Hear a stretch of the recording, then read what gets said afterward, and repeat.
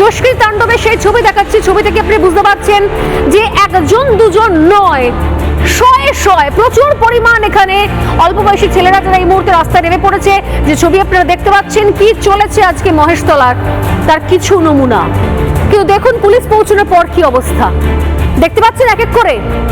দেখুন বয়সগুলো দেখুন, তরতাজা বয়স।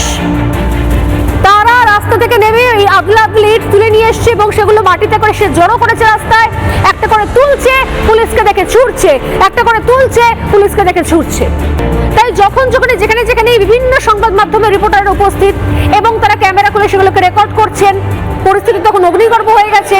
দেখুন সমস্ত ক্যামেরাকে বন্ধ করার হুমকি দেওয়া হচ্ছে এবং ওখানে অনেকে আছে যারা আবার মোবাইলে রেকর্ড করছে পাল্টা, তারাও মোবাইল খুলে বসে রয়েছে।